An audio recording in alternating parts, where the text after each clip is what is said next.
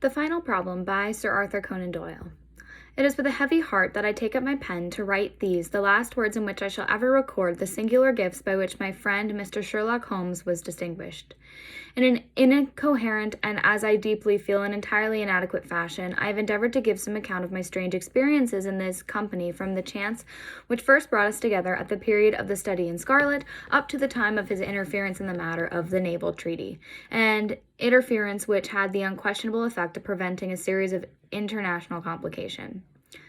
It was my intention to have stopped there and to have said nothing of that event which has created a void in my life which the lapse of 2 years has done little to fill. My hand has been forced, however, by the recent letters in which Colonel James Moriarty defends the memory of his brother, and I have no choice but to lay the facts before the public exactly as they occurred. I alone know the absolute truth of the matter, and I am satisfied that the time has come when no good purpose is to be served by its suppression. As far as I know, there have been only 3 accounts in the public press, that in the Journal de Genève upon May 6, 1891, the Reuter's Despatch in the English papers upon May 7th, and finally the recent letter to which I have alluded. Of these, the first and second were extremely condensed, while the last is, as I shall now show, an absolute perversion of the facts. It lies with me to tell for the first time what really took place between Professor Moriarty and Mr. Sherlock Holmes. It may be remembered that after my marriage and my subsequent start in private practice, the very intimate relations which had existed between Holmes and myself became to some extent modified. He still came to me from time to time when he desired a companion in his investigations, but these occasions grew more and more seldom until I find that in the year 1890 there were only 3 cases of which I retain any record. During the winter of that year, the early spring of 1891, I saw in the papers that he had been engaged by the French government upon a matter of supreme importance, and I received 2 notes from Holmes, dated from Narbonne and from Nimes, from which I gathered that his stay in France was likely to be a long one. It was with some surprise, therefore, that I saw him walk into my consulting room upon the evening of the 24th of April.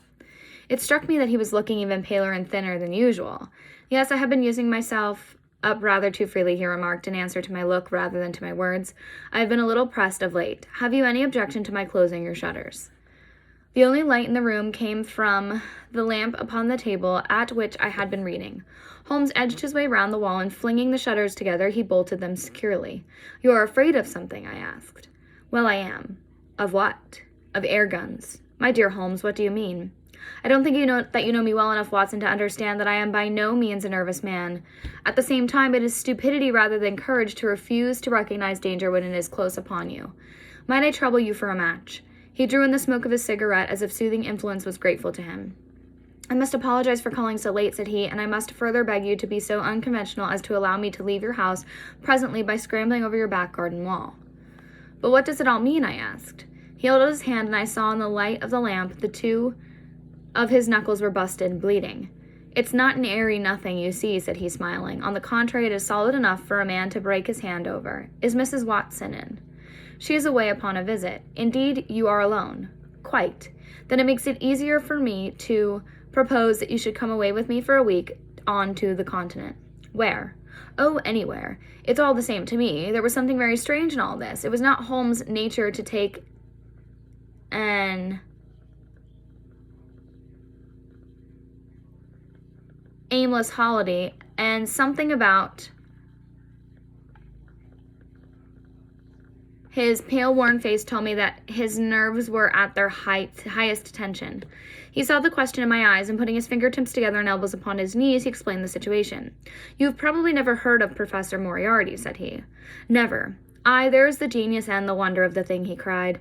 The man pervades London, and no one has heard of him. That's what he puts him on a pinnacle in the records of crime. I tell you, Watson, in all seriousness, that if I could beat the man, if I could free society of him, I should feel that my own career had reached its summit, and I should be prepared to turn in some more placid line in life. Between ourselves, the recent cases in which I have been of assistance to the royal family of Scandinavia and to the French Republic have left me in such a position that I could continue to live in the quiet fashion which is most congenial to me, and to concentrate my attention upon my chemical researches. But I could not rest, Watson. I could not sit quiet in my chair. I thought that such a man as Professor Moriarty were walking the streets of London unchallenged. What has he done, then? His career has been an extraordinary one. He is a man of good birth and excellent education, endowed by nature with a phenomenal mathematical faculty. At the age of 21, he wrote a treatise upon the binomial theorem, which has had a European vogue. On the strength of it, he won the mathematical chair at one of our smaller universities and had, to all appearance, a most brilliant career before him. But the man had hereditary tendencies of the most diabolical kind. A criminal strain ran in his blood, which, instead of being modified, was increased and rendered infinitely more dangerous by his extraordinary mental prowess.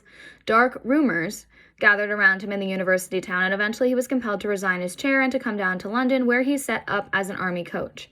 So much is known to the world, but what I am telling you now is what I have myself discovered. As you are aware, Watson, there is no one who knows the higher criminal world of London so well as I do.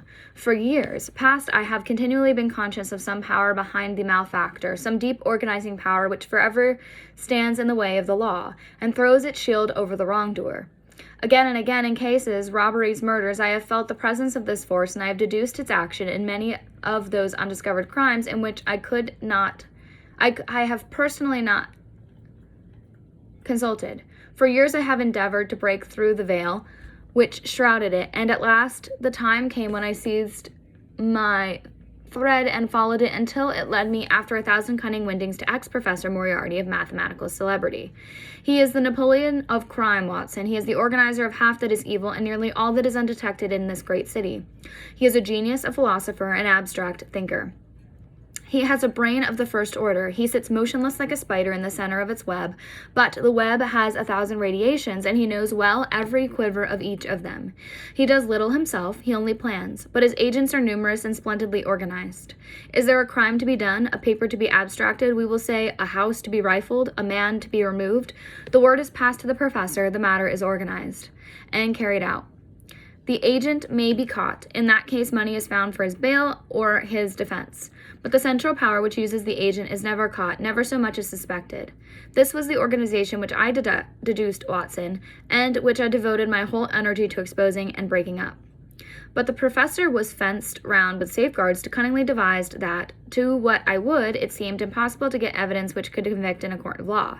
You know my powers, my dear Watson, and yet at the end of 3 months I was forced to confess that I had at last met an antagonist who was my intellectual equal. My horror at his crimes was lost in my admiration at his skill. But at last he made a trip, only a little trip, but it was more than he could afford when I was so close upon him. I had my chance, and starting from that point, I have woven my net round him until now it is all ready to close. In 3 days, that is to say on Monday next, matters will be ripe, and the professor, with all the principal members of his gang, will be in the hands of the police. Then will come the greatest criminal trial of the century, the clearing up of over 40 mysteries, and the rope for all of them. But if we move at all prematurely, you understand, they may slip out of our hands even at the last moment. Now, if I could have done this without the knowledge of Professor Moriarty, all would have been well, but he was too wily for that. He saw every step which I took to draw my toils round him. Again and again he strove to break away, but I as often headed him off. I tell you, my friend, that if a detailed account of that silent contest could be written, it would take its place as the most brilliant bit of thrust and parry work in the history of detection. Never have I risen to such a height, and never have I been so hard pressed by an opponent. He cut deep, and yet I just undercut him. This morning the last steps were taken, and 3 days only were wanted to complete the business. I was sitting in my room thinking the matter over when the door opened and Professor Moriarty stood before me. My nerves are fairly proof, Watson, but I must confess to a start when I saw the very man who had been so much in my thoughts standing there on my threshold. His appearance was quite familiar to me. He is extremely tall and thin, his forehead domes out in a white curve, and his 2 eyes are deeply sunken in his head. He is clean-shaven, pale, and ascetic-looking, retaining something of the professor in his features. His shoulders are rounded from much study, and his face protrudes forward, as forever slowly oscillating from side to side in a curiously reptilian fashion. He peered at me with great curiosity in his puckered eyes. "You have less frontal development than I should have expected," said he at last. "It is a dangerous habit to finger loaded firearms in the pocket of one's dressing gown."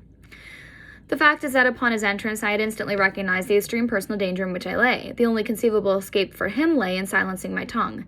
In an instant I had slipped the revolver from the drawer in my pocket and was covering him through the cloth. At his remark, I drew the weapon out and laid it cocked upon the table. He smiled and blinked. But there was something about his eyes which made me feel very glad that I had it there.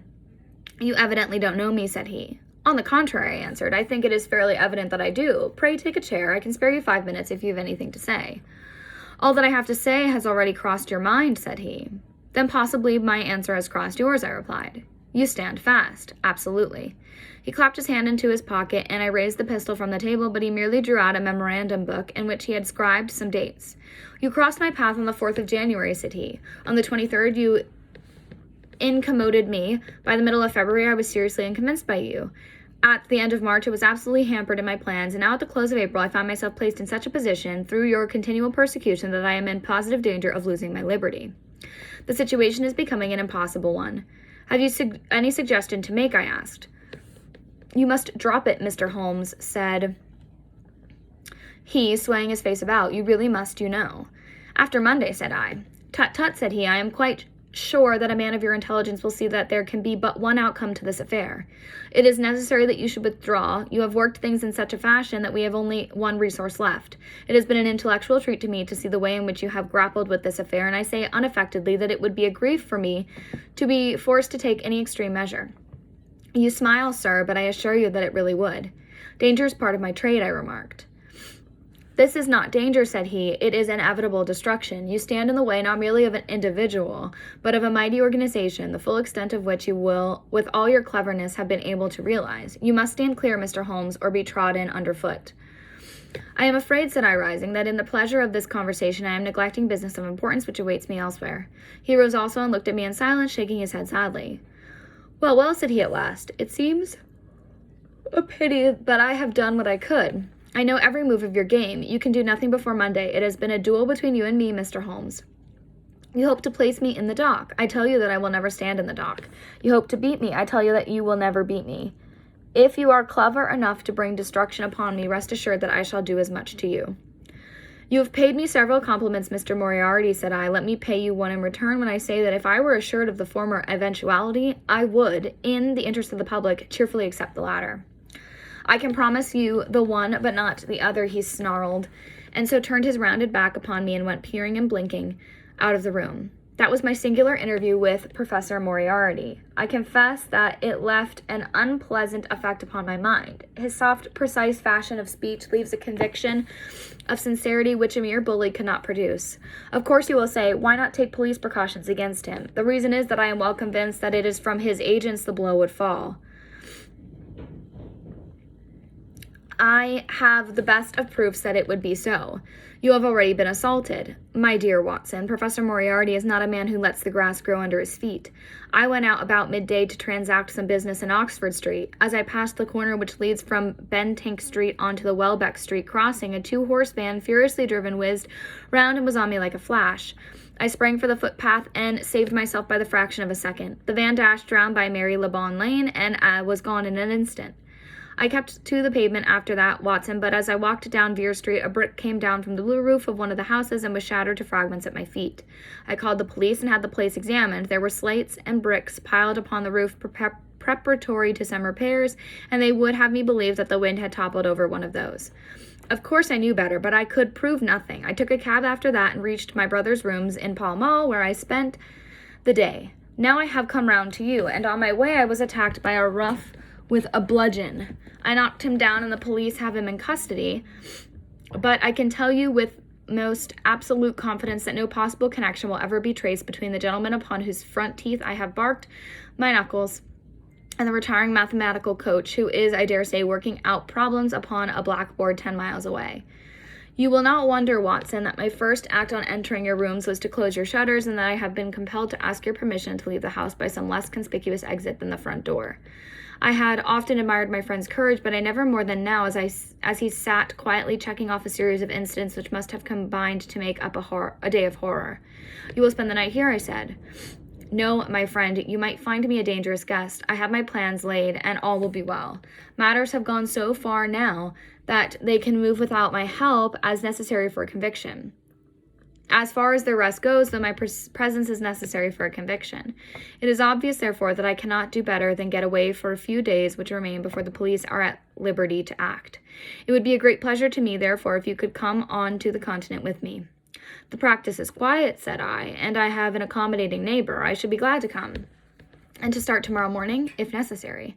Oh, yes, it is most necessary. Then these are your instructions, and I beg, my dear Watson, that you will obey them to the letter, for you are now playing a double-handed game with me against the cleverest rogue and the most powerful syndicate of criminals in Europe. Now, listen, you will dispatch whatever luggage you intend to take by a trusty messenger unaddressed to Victoria tonight. In the morning you will send for a hansom, desiring your man to take neither the first nor the second which may present itself. Into this hansom you will jump, and you will drive to the Strand end of the Lowther Arcade, handing the address to the cabman upon a slip of paper with a request that he will not throw it away. Have your fare ready, and the instant that your cab stops, dash through the arcade, timing yourself to reach the other side at 9:15. You will find a small brougham waiting close to the curb, driven by a fellow with a heavy black coat, tipped at the collar with red. Into this you will step, and you will reach Victoria in time for the Continental Express. Where shall I meet you? At the station. The second first-class carriage from the front will be reversed for us. The carriage is our rendezvous, then? Yes. It was in vain that I asked Holmes to remain for the evening. It was evident to me that he thought he might bring trouble to the roof he was under, and that was the motive which impelled him to go. With a few hurried words as to our plans for the morrow, he rose and came out with me into the garden, clambering over the wall which leads into Mortimer Street, and immediately whistling for a hansom, in which I heard him drive away. In the morning I obeyed Holmes's injunctions to the letter. A hansom was procured with such precautions as would prevent its being one which was placed ready for us, and I drove immediately after breakfast to the Lowther Arcade, through which I hurried at the top of my speed. A brougham was waiting with a very massive driver wrapped in a dark cloak, who, the instant that I had stepped in, whipped up the horse and rattled off to Victoria Station. On my alighting there, he turned to the carriage and dashed away again without so much as a look in my direction. So far, all had gone admirably. My luggage was waiting for me, and I had no difficulty in finding the carriage which Holmes had indicated, the less so as it was the only one in the train which was marked engaged. My only source of anxiety now was the non-appearance of Holmes. The station clock marked only 7 minutes from the time when we were due to start. In vain I searched among the groups of travelers and leave-takers for the lithe figure of my friend. There was no sign of him. I spent a few minutes in assisting a venerable Italian priest who was endeavoring to make a porter understand in his broken English that his luggage was to be booked through to Paris. Then, having taken another look round, I turned to my carriage, where I found that the porter, in spite of the ticket, had given me my decrepit Italian friend as a traveling companion. It was useless for me to explain to him that his presence was an intrusion, for my Italian was even more limited than his English. So I shrugged my shoulders resignedly and continued to look out anxiously for my friend. A chill of fear had come over me, as I thought that his absence might mean that some blow had fallen during the night. Already the doors had all been shut and the whistle blown when, "My dear Watson," said a voice, "you have not even condescended to say a good morning." I turned in incontrollable astonishment. The aged ecclesiastic had turned his face towards me. For an instant the wrinkles were smoothed away, the nose drew away from the chin, the lower lip ceased to protrude, and the mouth to mumble, the dull eyes regained their fire, the drooping figure expanded. The next, the whole frame collapsed again, and Holmes had gone as quickly as he had come. "Good heavens!" I cried. "How you startled me!" "Every precaution is still necessary," he whispered. "I have reason to think that they are hot upon our trail. Ah, there is Moriarty himself." The train had already begun to move as Holmes spoke. Glancing back, I saw a tall man pushing his way furiously through the crowd and waving his hand as if he desired to have the train stopped. It was too late, however, for we were rapidly gathering momentum, and an instant later he shot clear of the station. "With all our precautions, you see that we have cut it rather fine," said Holmes, laughing. He rose, and throwing off the black cassock and hat which had formed his disguise, he packed them away in a handbag. "Have you seen the morning paper, Watson?" "No." "You haven't seen about Baker Street, then?" "Baker Street? They set fire to our rooms last night. No great harm was done." "Good heavens, Holmes, this is intolerable. They must have lost my track completely after their bludgeoned man was arrested. Otherwise they could not have imagined that I had returned to my rooms. They have evidently taken the precaution of watching you, however, and that is what has brought Moriarty to Victoria. You could not have made any slip in coming." "I did exactly what you advised. Did you find your brougham?" "Yes, it was waiting. Did you recognize your coachman?" "No. It was my brother, Mycroft. It is an advantage to get about in such a case without taking a mercenary into your confidence, but we must plan what we are to do about Moriarty now. As this is an express, and as the boat runs in connection with it, I should think we have shaken him off very effectively." "My dear Watson, you evidently did not realize my meaning when I said that This man may be taken as being quite on the same intellectual plane as myself. You do not imagine that if I were the pursuer, I should allow myself to be baffled by so slight an obstacle. Why then should you think so meanly of him? What will he do? What I should do? What would you do then? Engage a special, but it might be late. By no means. This train stops at Canterbury, and there is always at least a quarter of an hour's delay at the boat. He will catch us there. One would think that we were the criminals. Let us have him arrested on his arrival. It would be to ruin the work of 3 months. We should get the big fish, but the smaller would dart right and left out of the nest. On Monday, we should have them all. No arrest is inadmissible. What then? We shall get out at Canterbury. And then? Well, then we must make a cross-country journey to New Haven, and so over to Dieppe. Moriarty will again do what I should do. He will get on to Paris, mark down our luggage, and wait for 2 days at the depot. In the meantime, we shall treat ourselves to a couple of carpet bags, encourage the manufacturers of the countries through which we travel, and make our way at our leisure into Switzerland via Luxembourg and Basel. At Canterbury, therefore, we alighted only to find that we should have to wait an hour before we could get a train to New Haven. I was looking rather ruefully after the rapidly disappearing luggage van which contained my wardrobe when Holmes pulled my sleeve and pointed up the line. "Already, you see," said he. Far away from among the Kentish woods, there rose a thin spray of smoke. A minute later, a carriage and an engine can be seen flying along the open curve which leads to the station. We had hardly time to take our place behind a pile of luggage when it passed with a rattle and a roar, beating a blast of hot air into our faces. "There he goes," said Holmes, as we watched the carriage swing and rock over the points. "There are limits, you see, to our friend's intelligence. It would have been a coup de maître had he deduced that I would deduce and acted accordingly. And what would he have done had he overtaken us? There cannot be the least doubt that he would have made a murderous attack upon me. It is, however, a game at which two might play. The question now is whether we should take a premature lunch here or run our chance of starving before we reach the buffet at New Haven." We made our way to Brussels that night and spent 2 days there, moving on upon the third day as far as Strasbourg. On the Monday morning, Holmes had telegraphed to the London office, and in the evening we found a reply waiting for us at our hotel. Holmes tore it open and then with a bitter curse hurled it into the grate. "I might have known it," he groaned. "He has escaped. Moriarty. They have secured the whole gang with the exception of him. He has given them the slip. Of course, when I had left the country, there was no one to cope with him. But I did think that I had put the game in their hands. I think you had better return to England, Watson." "Why?" "Because you will find me a dangerous companion now. This man's occupation is gone. He has lost if he returns to London. If I read his character right, he will devote his whole energies to revenging himself upon me. He said as much in our short interview, and I fancy that he meant it. I should certainly recommend you return to your practice." It was hardly an appeal to be successful with one who was an old campaigner as well as an old friend.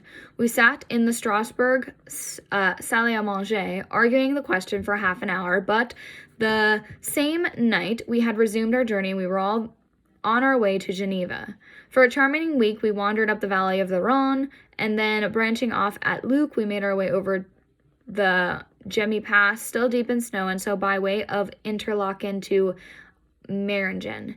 It was a lovely trip, the dainty green of the spring below, the virgin white of the winter above, but it was clear to me that never for one instant did Holmes forget the shadow which lay across him. In the homely alpine villages, or in the lonely mountain passes, I could still tell by his quick glancing eyes and his sharp scrutiny of every face that passes us that he was well convinced that, walk where we would, we could not walk ourselves clear of the danger which was dogging our footsteps. Once I remember, as we passed over the Gemmi and walked along the border of the melancholy Daubin Sea, a large rock which had been dislodged from the ridge upon our right clattered down and roared into the lake behind us. In an instant Holmes had raced up on the ridge, and standing upon a lofty pinnacle, craned his neck in every direction. It was in vain that our guide assured him that a fall of stones was a common chance in the springtime at that spot. He said nothing, but he smiled at me with the air of a man who sees the fulfillment of that which he had expected. And yet for all his watchfulness, he was never depressed. On the contrary, I can never recollect having seen him in such exuberant spirits. Again and again he recurred to the fact that if he could be assured that society was freed from Professor Moriarty, he would cheerfully bring his own career to a conclusion. "I think that I may go so far as to say, Watson, that I have not lived wholly in vain," he remarked. "If my record were closed tonight, I could still survey it with equanimity. The air of London is the sweeter for my presence. In over 1,000 cases, I am not aware that I have ever used my powers upon the wrong side. Of late, I have been tempted to look into the problems furnished by nature rather than those more superficial ones for which our artificial state of society is responsible. Your memoirs will draw to an end, Watson, upon the day that I crown my career by the capture or extinction of the most dangerous and capable criminal in Europe. I shall be brief and yet exact in the little which remains for me to tell. It is not a subject on which I would willingly dwell, and yet I am conscious that a duty devolves upon me to omit no detail. It was upon the 3rd of May that we reached the little village of Meringen, when we put up at the Englischer Hof, then kept by Peter Steiler the elder. Our landlord was an intelligent man and spoke excellent English, having served for 3 years as a waiter at the Grosvenor Hotel in London. At his advice, upon the afternoon of the 4th, we set off together with the intention of crossing the hills and spending the night at the hamlet of Rosenlaui. We had strict injunctions, however, on no account to pass the falls of Reichenbach, which are about halfway up the hill, without making a small detour to see them. It is indeed a fearful place. The torrent, swollen by the melting snow, plunges into a tremendous abyss, from which the spray rolls up like the smoke from a burning house. The shaft into which the river hurls itself is an immense chasm, lined by glistening coal-black rock, and narrowing into a creaming, boiling pit of incalculable depth, which brims over and shoots the steam onward over its jagged lip. The long sweep of green water roaring forever down, and the thick flickering curtain of spray hissing forever upwards, turn a man giddy with their constant whirl and clamor. We stood near the edge, peering down at the gleam of the water, the breaking water far below us against the black rocks, and listening to the half-human shout which came booming up with the spray out of the abyss. The path has been cut halfway round the fall to afford a complete view, but it ends abruptly, and the traveler has to return as he came. We had turned to do so when we saw a Swiss lad come running along it with the letter in his hand. It bore the mark of the hotel which we had just left, and was addressed to me by the landlord. It appeared that within a very few minutes of our leaving, an English lady had arrived who was in the last stage of consumption. She had wintered at Davos Platz and was journeying now to her friends at Lucerne when a sudden hemorrhage had overtaken her. It was thought that she could hardly live for a few hours, but it would be a great consolation to her to see an English doctor, and if I would only return, etc., etc. The good Steiler assured me in postscript that he would himself look upon my compliance as a very great favor, since the lady absolutely refused to see a Swiss physician, and he could not feel that he was incurring a great responsibility. The appeal was one which could not be ignored. It was impossible to refuse the request of a fellow countrywoman dying in a strange land. Yet I had my scruples about leaving Holmes. It was finally agreed, however, that he should retain the young Swiss messenger with him as guide and companion while I returned to Meringen. My friend would stay some little time at the fall, he said, and would then walk slowly over the hill to Rosenlaui, where I was to join him in the evening. As I turned away, I saw Holmes with his back against a rock and his arms folded, gazing down to the rush of the waters.